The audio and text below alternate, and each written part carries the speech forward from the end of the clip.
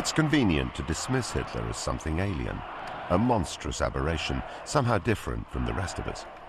But the uncomfortable fact remains that he was human. Despite being the most written about and filmed individual in history, he remains a shadowy figure, lost amid flickering newsreel footage, overshadowed by the horror he unleashed.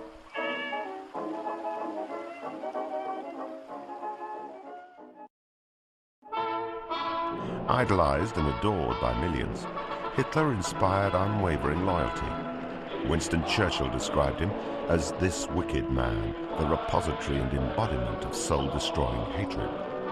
But to his devoted followers, he was a brooding, mythical hero, wrapped in a cloak of righteous vengeance.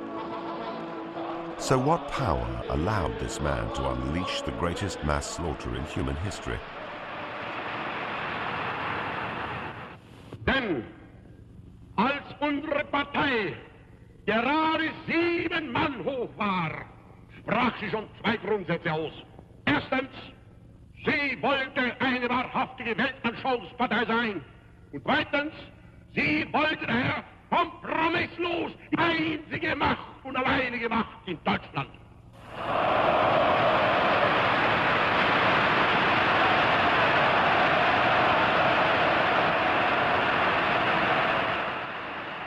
A mesmerizing speaker, it was with words that Hitler transformed Germany from a republic to a brutal dictatorship. It was with words that he led his country down the path to war. It is through the records of his speeches and conversations that we must seek to understand him.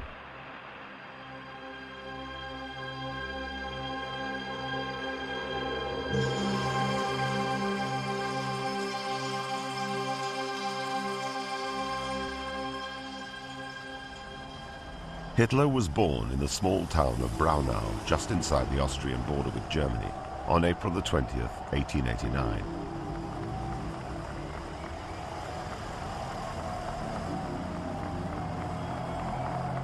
He was the 4th child of Clara, whose first 3 children had not survived beyond infancy. As a result, Hitler's mother was utterly devoted, lavishing him with care and attention. The young Adolf was a restless, lazy, unhappy child, always at odds with his strict authoritarian father, Alois, a minor civil servant. At the back of his mind, he had the idea that his son should become a government official, but it nauseated me to think that one day I might be fettered to an office stool. I used to say to my father, "Father, just think," and he would immediately interrupt me. "My son, I have no need to think. I am a public official." School was ridiculously easy. What gave me pleasure, I learned. What seemed unimportant, I sabotaged completely. By far my best subjects were geography and history. I always had the best marks. On the other hand, I had less impeccable behavior. I became a little ringleader and was hard to handle. In fact, Hitler's conduct was perfectly satisfactory, but he was never much of a student. His grades were so bad that he was forced to leave school at age 16. As always, Hitler's memory was highly selective.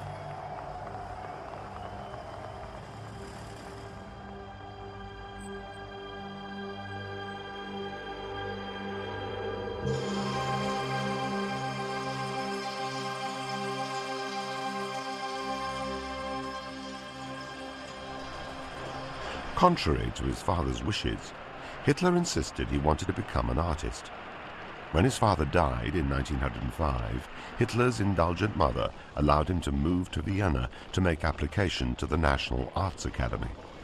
But while his work was competent, even interesting, it did not impress the Academy's Board of Governors, and his application was rejected.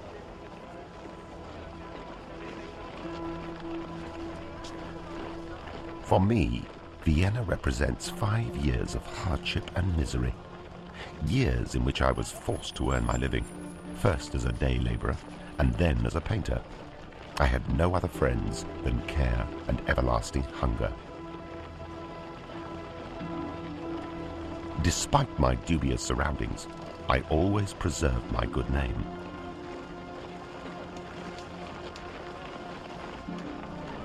Hitler drifted from one flophouse to another, without friends or interests, living on a small orphan's pension and what money his mother could send him. He occupied his time seeking out amateur political theorists and social malcontents like himself.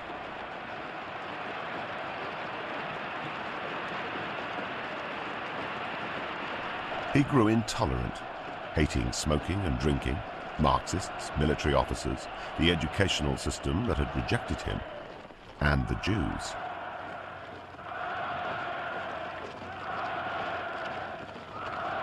I did not come across the word Jew with any frequency until it was in connection with political discussions.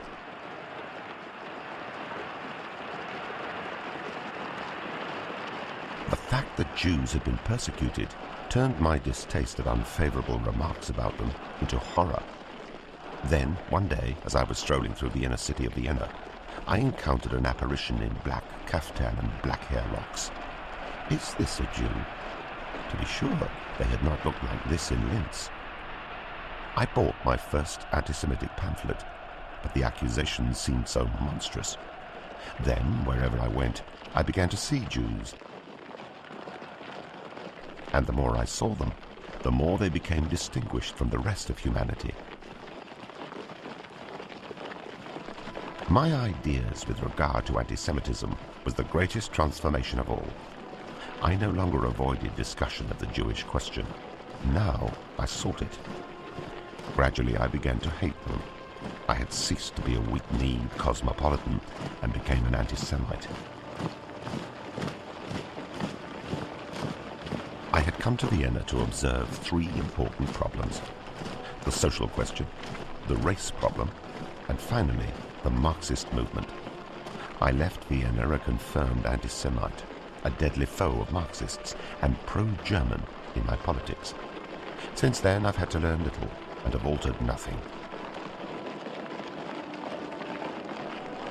By his own admission, aged 23, Hitler had learned all he ever needed to know.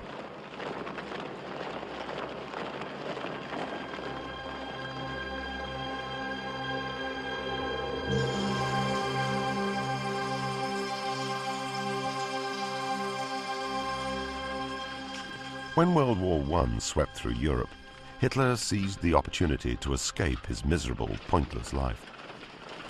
Since I knew the destiny of Germany-Austria would not be fought in the Austrian army alone, I enlisted in the German army. The change seemed to agree with him. The struggle of the year 1914 came like a redemption from the vexations of my youth. To this day, I'm not ashamed to say that I sank down on my knees and thanked heaven from an overflowing heart. Serving as a company messenger, Private, later Corporal Hitler, took part in 48 battles, was wounded twice, and received the Iron Cross First Class for bravery under fire.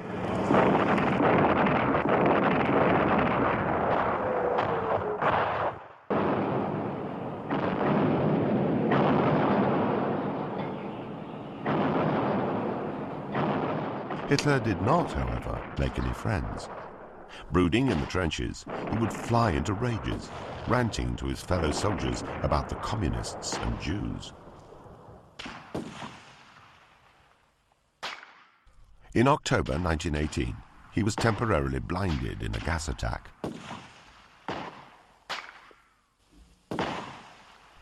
One month later, as he lay in a darkened hospital room, a greater darkness descended across Germany. The war was lost.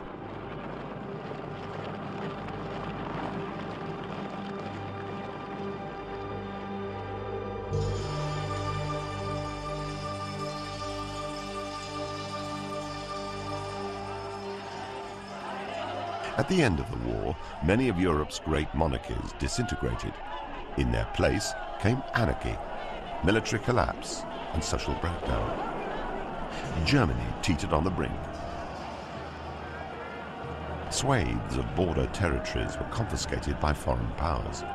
The country was stripped of its military and crippled by war debts. Communists, monarchists, and the unemployed took to the streets. Germany was plunging toward anarchy. Hitler, still technically in the army, was assigned to spy on the more dissident groups.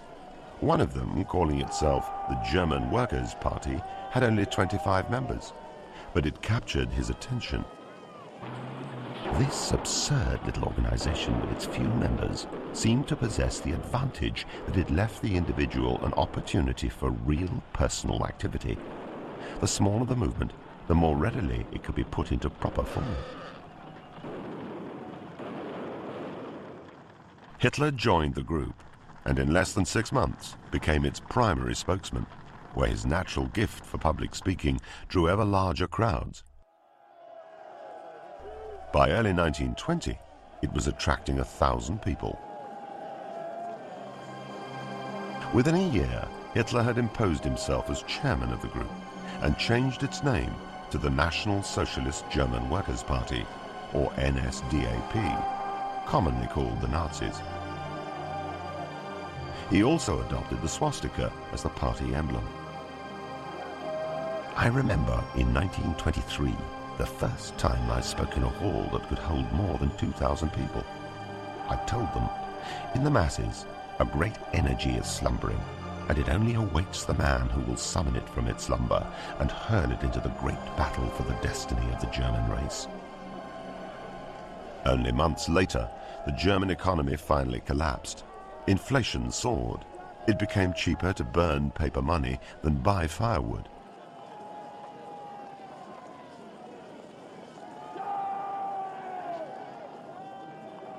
The misery of our people is horrible to behold. Millions are unemployed and starving. The whole middle class has been impoverished. When this collapse finally reaches the German peasant, we will be faced with an immeasurable disaster. To unemployed workers, Hitler preached the evils of capitalism, while to capitalists, he insisted he was anti-communist.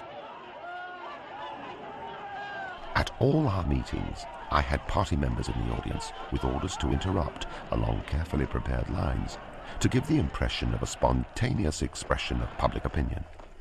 These interruptions strengthened the force of my arguments.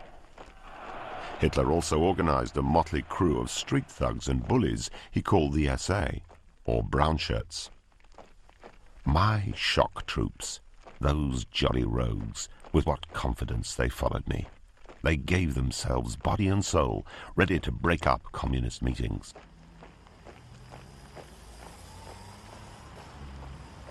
I ordered them to treat our opponents roughly and chuck them out of our meetings. I disorganized the meetings of other parties by sending members of our party in the disguise of ushers, but in reality with instructions to riot and break up the meetings. As for their assumed brutality, they were simply somewhat close to nature.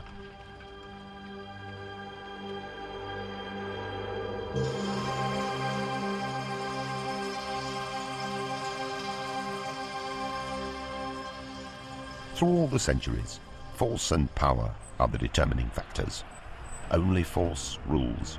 Force is the first law. If you wish to lead a people successfully through a difficult period of history, you must have no doubt that any individual who either actively or passively excludes himself from the activities of the community must be destroyed.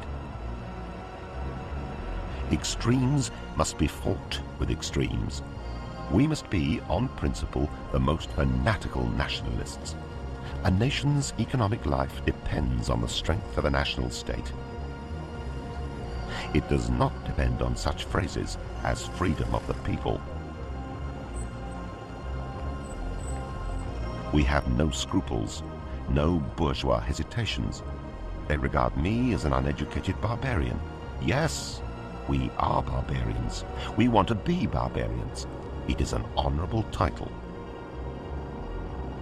In 1923, Hitler and his barbarians finally saw a chance to flex their growing political muscle. 3,000 Nazi party members swarmed through the streets of Munich, attempting to overthrow the Bavarian government. They believed the police would cooperate, but instead they machine-gunned the Nazi column, killing 16. 3 days later, 34-year-old Adolf Hitler was arrested and charged with treason. Sentenced to 5 years in prison, Hitler spent his time dictating his memoirs to loyal acolyte Rudolf Hess. Mein Kampf, or My Struggle, was a long, rambling diatribe against Hitler's favorite targets: the Jews, foreigners of every type, and communists. Hitler was incarcerated for just 11 months, but it was enough for him to change his mind about revolutionary politics. Instead of working to achieve power by an armed coup, we shall have to hold our noses and enter the government. If outvoting them takes longer than outshooting them, at least the results will be guaranteed by their own constitution. Sooner or later, we shall have a majority, and after that, we will have Germany.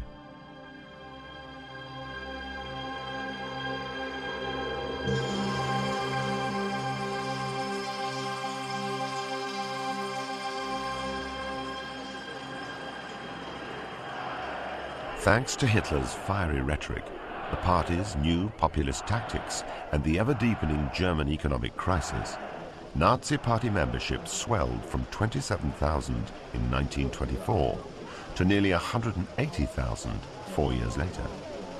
In 1928, the Nazis won 12 seats in the German National Assembly. 2 years later, they were the second most powerful party in Germany.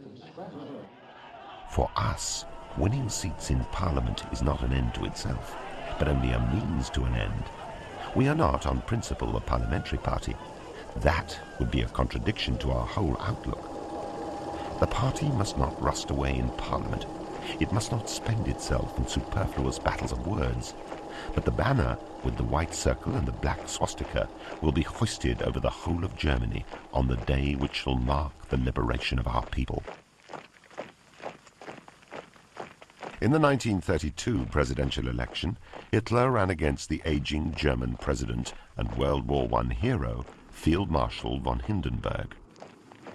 One way or the other, if the election does not decide, the decision must be brought about by other means. Hitler lost the bid for president, but by now the Nazis had become the largest party in Germany. But Hitler had no intention of cooperating with other political parties. And in an attempt to control Nazi violence, Hindenburg appointed Hitler Chancellor. Within 6 months, Hitler was virtually ruling the country, completely ignoring the 85-year-old Hindenburg. When Hindenburg died the following August, the office of President and that of Chancellor were incorporated into the single office of leader, Führer in German. Ha-ha, what a happy inspiration I had in refusing the title of President of the Reich. Can you imagine it? President Adolf Hitler. There is no finer title than Führer.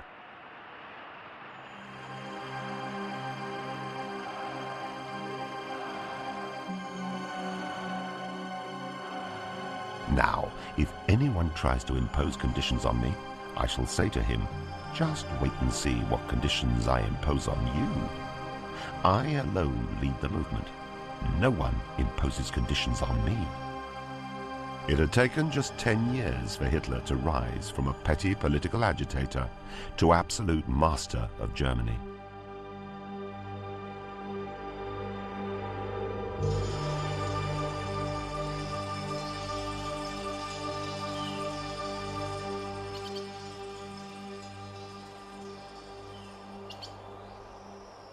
In spite of his ability to dominate huge crowds, Adolf Hitler was awkward around individuals and was never able to form lasting friendships.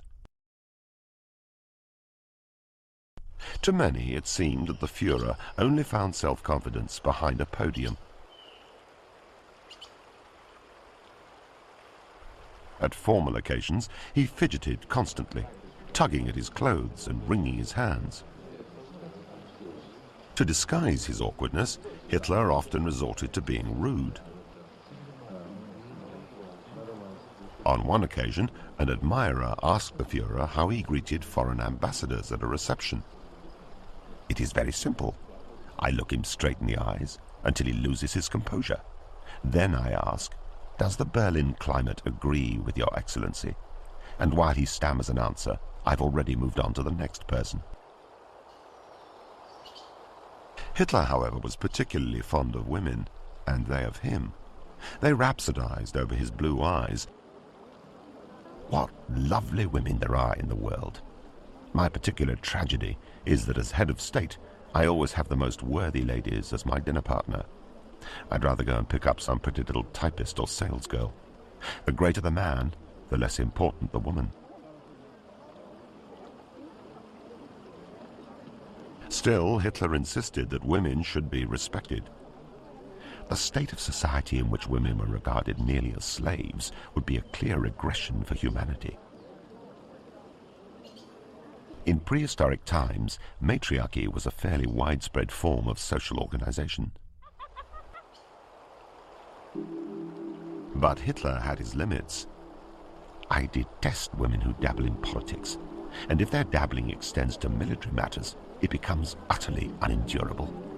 In no section of the Nazi Party has a woman ever had the right to hold even the smallest post.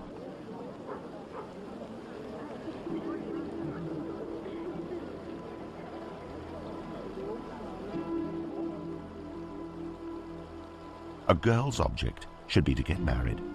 Nature wants a woman to be fertile. Many women go slightly off their heads when they don't bear children.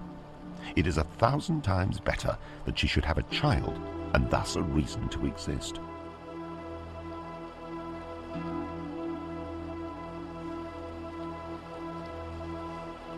Most of the women in Hitler's life came from backgrounds as humble as his own.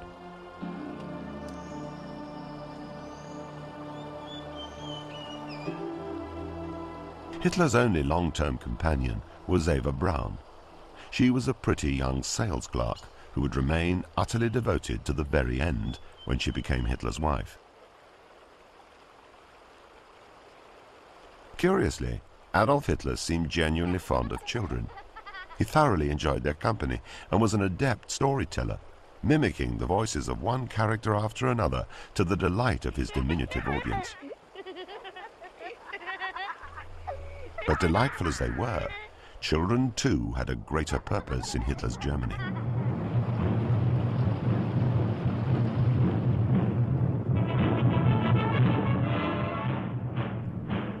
The Hitler Youth was an organization modeled on the Scout movement. But Hitler Youth were taught to throw hand grenades and swear undying allegiance to their Führer and the Nazi Party. I am very pleased to see how we bind the youth of German land with ever closer bonds to National Socialism and the German way of thought.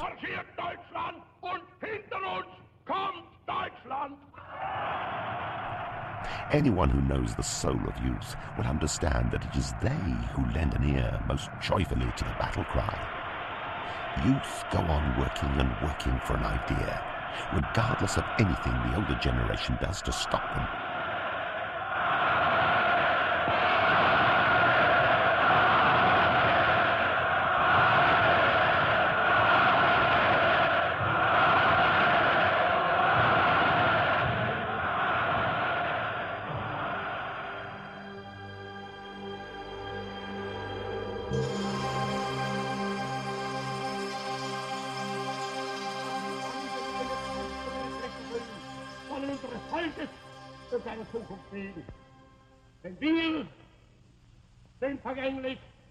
With his harsh, grating voice and gift for self-dramatization, Hitler was able to exercise an almost hypnotic effect over vast crowds of people. But his success wasn't down to just technique. It was what he said. Like many political leaders before and since, Hitler found that a fast, effective way to unite people was to find a common enemy.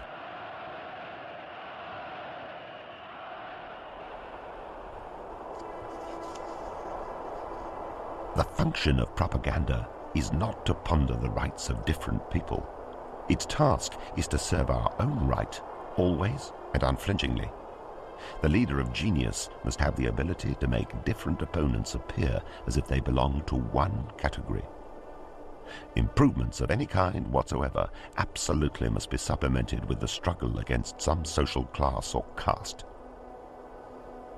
My objective is to create revolutionary upheavals, regardless of what methods I have to use in the process. With this in mind, I had to find the right kind of victim. I examined every possible solution and came to the conclusion that a campaign against the Jews would be as popular as it would be successful. They are totally defenseless, and no one will stand up to protect them. Und solange auch nur einer von uns atmen kann, wird diese Bewegung seine Kräfte leihen und für sie eintreten, so wie in den Jahren, die hinter uns liegen. Dann wird vor Trommel die Trommel kommen, zur Fahne die Fahne, dann wird zur Gruppe die Gruppe stoßen, zum Gau der Gau, und dann wird endlich diese gewaltige Kolonne der geeinten Nation nachfolgen, das früher zerrissene Volk. Always beginning in hushed tones, Hitler's speeches built, in a matter of minutes, to fanatical tirades. Inevitably, when he reached this point, members of the audience began to faint. Pleased as he was with the results, Hitler despised the masses as sheep or cattle to be led blindly. All propaganda must be popular, and its intellectual level must be adjusted to the most limited intelligence. Consequently, the greater the mass it is to reach, the lower its intellectual level will have to be. Propaganda must avoid intellectual demands on the public. People need wholesome fear. They want to fear something. They want someone to frighten them and make them shudderingly submissive. Terror is absolutely indispensable in founding a new power.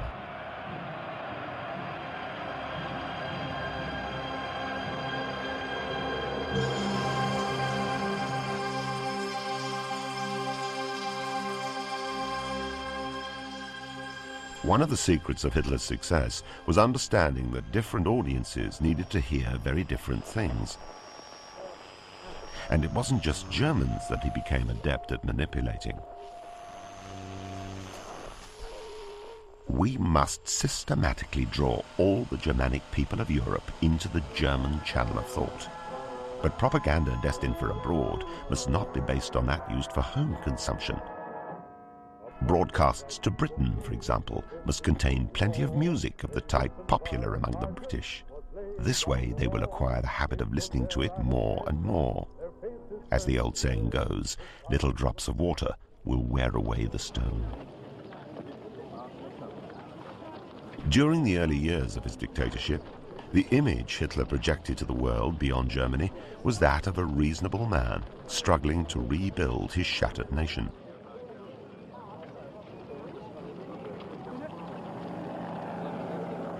In Germany, the people decide their own existence. They determine the principles of government. For the first time in German history, we have a state which has abolished absolutely all social prejudices.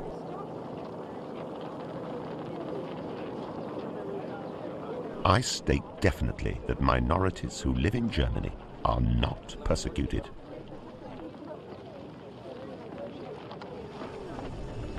Class prejudices can't be maintained in a socially advanced state like ours.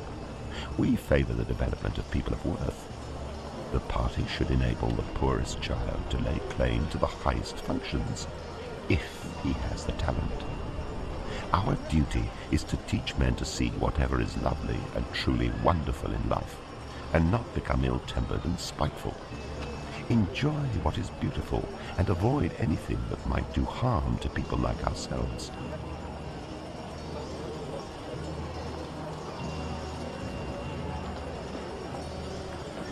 Hitler told the world exactly what it wanted to hear. I don't want to force National Socialism on anybody. If I'm told that some countries want to remain democracies, very well, they must remain democracies at all costs.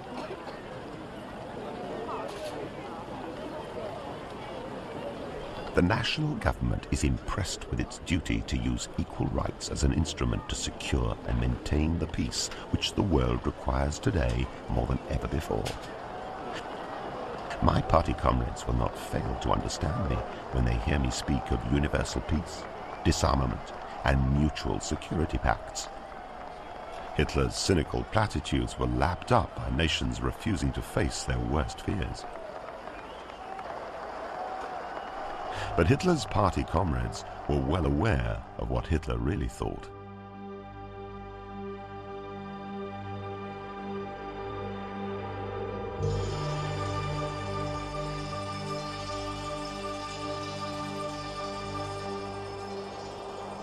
According to the Americans themselves, America has the finest, biggest, and most efficient of everything in the world. They have the brains of a hen. Well, the disillusionment will be all the more severe when their house of cards collapses. The British have no conception of chivalry in war. They are realists, devoid of any scruples and cold as ice. The German is always restrained by moral scruples. The rulers of present-day Russia are common criminals.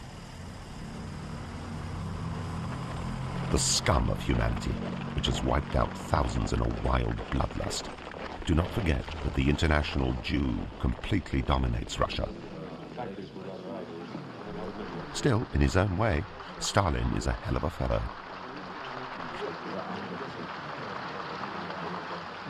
Hitler's venom even extended to his few allies. The touchiness of the Italians comes from an inferiority complex.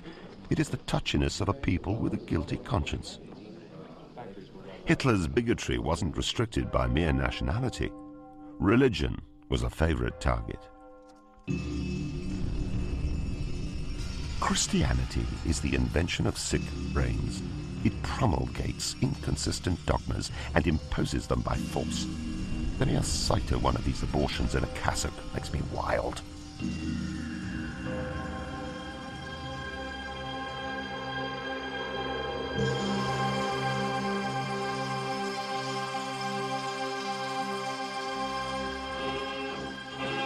For Hitler, the German people were special. The German people have made moral law the governing principle of all action. We Germans have that marvelous sense of duty which other people lack. The Germans are the highest species of humanity on earth. Hitler swore to his people that he would make their nation the hub of Europe. Germanic people must compose the nucleus around which all Europe will federate. When we have solidly organized Europe, who knows, perhaps one day we shall be able to entertain other ambitions. In fact, Hitler entertained other ambitions from the earliest days. Never consider the Reich secure unless it is in a position to give every one of its descendants a piece of ground that he can call his own. To guarantee living space for the German people, we are bound to think first of Russia and her border states. Circumstance must be adapted to aims. This is impossible without the invasion of foreign states or attacks upon foreign property. My long-term policy aims at having 100 million Germans settle in the conquered territories. German colonists in our new eastern colonies ought to live on handsome, spacious farms. Beyond that will be another world where the Russians can live as they like. I absolutely forbid the organization of any sort of hygiene or cleanliness in these, but let them have all the vodka and tobacco they want.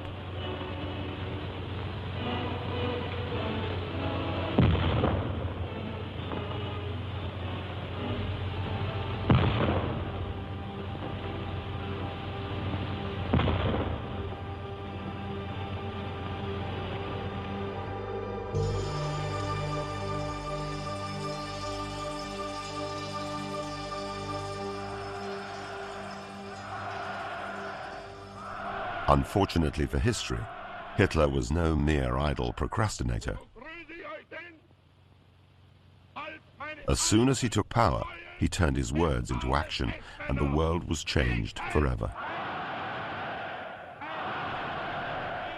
Germany can only be saved through action. A government needs power. It needs strength.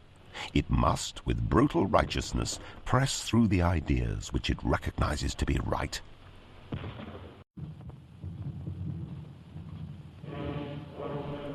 Democracy is fundamentally not German. It is Jewish. This Jewish democracy, with its majority decisions, has always been a means towards the destruction of Aryan leadership. Restrictions on personal liberty, on the right of free expression and the right of assembly are permissible beyond the legal limit. Nature is cruel. Therefore, we have the right to be cruel. When I send the flower of German youth into the steel hail of the next war without feeling the slightest regret over the precious German blood that's being spilled, should I not also have the right to eliminate millions of an inferior race that multiplies like vermin? In 1933, as soon as he became Chancellor, Hitler began stripping away individual rights. Jews were denied any role in political life, stripped of their citizenship, and denied the right to do business or hold a job. It is beside the point whether the individual Jew is decent or not.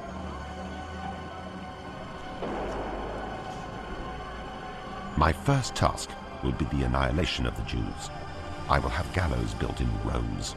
Jews will be hanged indiscriminately, and they will remain hanging until they stink. As soon as they've been untied, the next batch will be strung up until the last Jew has been exterminated. It is a shameful spectacle to see how the whole democratic world is oozing sympathy for the poor, tormented Jewish people.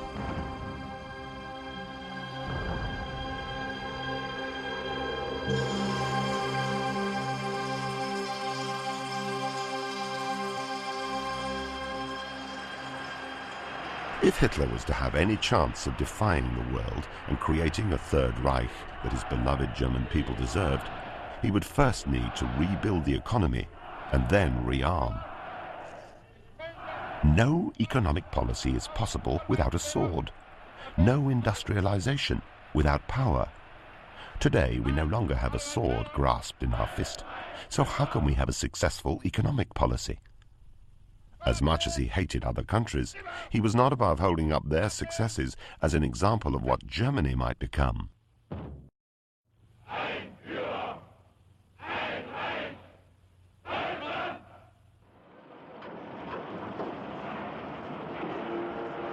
In America, everything is machine-made, so their workers need no specialized training, and they're therefore interchangeable.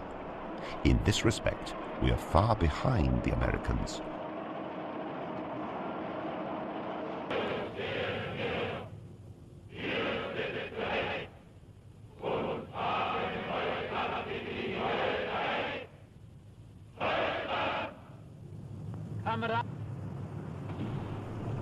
To help lift Germany out of the Depression and demonstrate his interest in the German people, Hitler undertook a massive public works project to construct 1,500 miles of new highways and a scheme to provide inexpensive automobiles. The first German automobile of this sort will be the Volkswagen. It is the car of the future.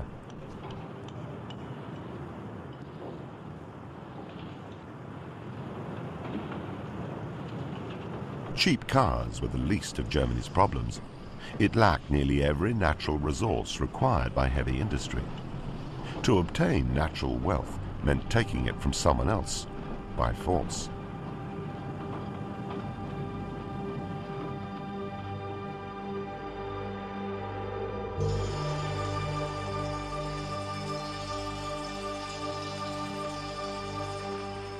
Originally, war was a struggle for pasture land. Today, it is a struggle for the riches of nature. By virtue of inherent law, these riches belong to him who conquers them. The law of natural selection justifies this incessant struggle by allowing the survival of the fittest. Hitler began rearming his country in open defiance of the Treaty of Versailles, which had disarmed Germany at the end of the First World War.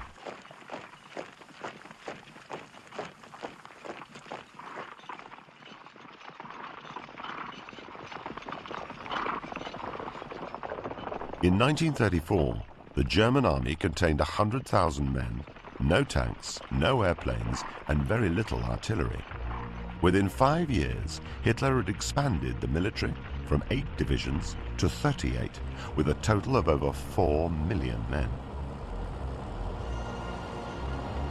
Hitler constantly exaggerated Germany's military strength, as if defying someone to stop him. What the world shuts its ears to today, it will not be able to ignore in a year's time.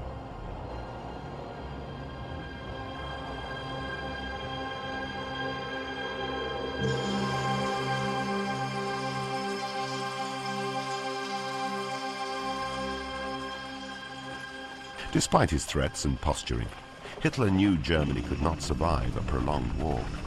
Its limited natural resources and the threat of a naval blockade imposed by Britain demanded something new, something that would be fast and devastatingly effective. In war, the soldier who achieves the greatest success is the one who has the most modern technical means at his disposal, not only in battle itself, but also in the field of communications and supply. The important thing is to have technical superiority in every case. We must meet the enemy with novelties that take him by surprise, so we can continually retain the initiative. This new, highly mobile and technologically advanced army would engage the enemy in a series of fast, hard-hitting strikes designed to take the opposition off guard and keep them that way.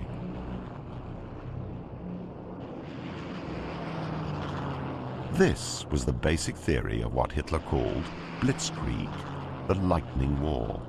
And if it worked the first time, Hitler saw no reason why it should not work indefinitely. We will always strike first. We will always deliver the first blow. I shall shrink from nothing. Nothing will prevent me from making use of any advantage. The next war will be unbelievably bloody and grim. It will make no distinction between military and civilian combatants.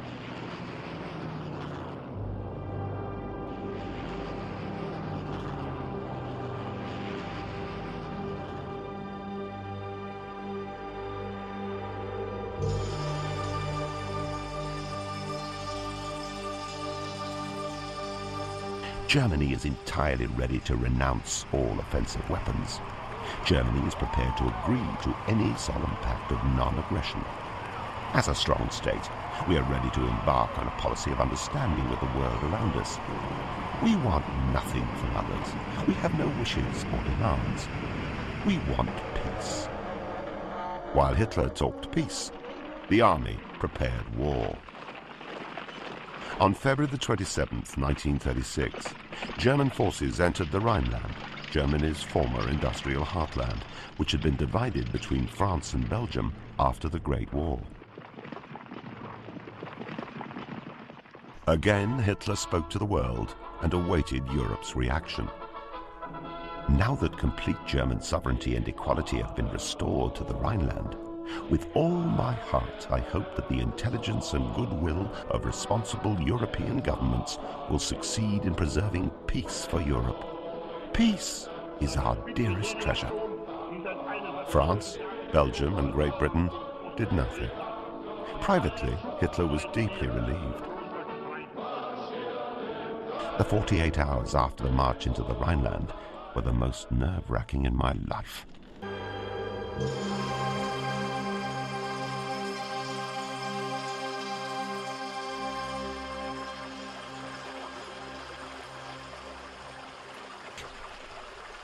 Hitler now set his sights on his homeland, the ruins of the Austro-Hungarian Empire. Rudderless since its collapse in 1918, Austria was largely Germanic in culture and language. German Austria must return to the great German mother country, not because of any economic constraints, but because one blood demands one Reich. A few carefully engineered assassinations, intense political pressure, and thinly veiled threats all helped convince the Austrian government that it should surrender itself to Germany.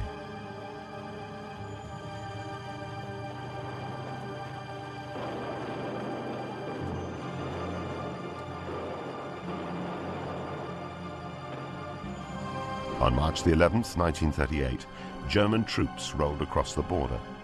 Once again, Hitler's Reich had been expanded without a shot being fired.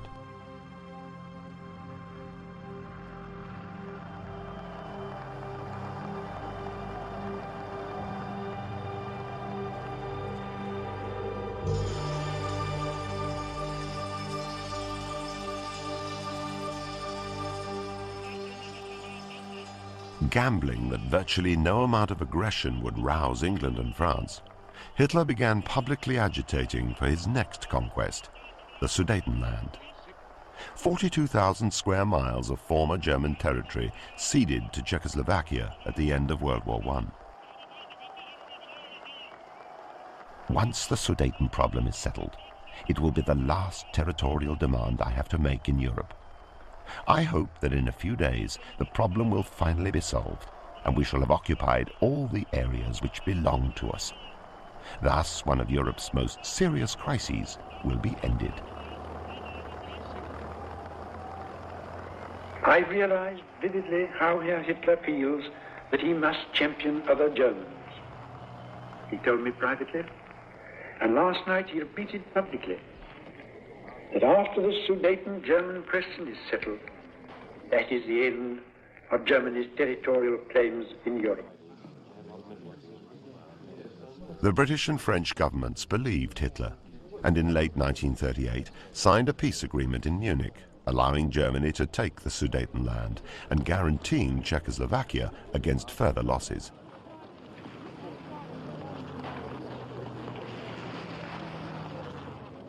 While all Europe celebrated what the British Prime Minister called peace in our time, Hitler was candid with his inner circle. It is my unalterable decision to smash Czechoslovakia by military action in the near future. The Czechs are inferior. It is enough for a Czech to grow a moustache for anyone to see from the way the thing droops that his origin is Mongol. But Hitler remained cautious. I will take action against Czechoslovakia only if I am convinced that France, and therefore England, will not intervene.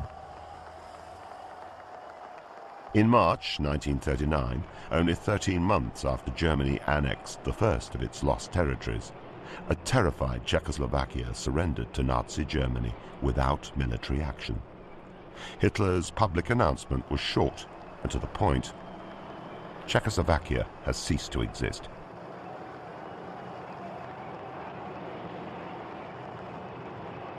Hitler's seizure of Czechoslovakia just 4 months after guaranteeing its safety was not the last treaty Hitler would discard that year. Flushed with success and the refusal of Czechoslovakia's allies to come to her aid, Hitler immediately set his sights on neighboring Poland, with whom he had signed a non-aggression pact 5 years earlier. But long before Hitler signed his pact with the Poles, he had harbored a seething hatred for Polish people. The Poles are especially born for hard labor. The people should be used by us merely as a source of unskilled labor. There should be only one master for the Pole, the Germans. All representatives of the Polish intelligentsia are to be exterminated. I would like to kill without mercy all men, women and children of the Polish race or who speak the Polish language. Adolf Hitler was about to open the gates of hell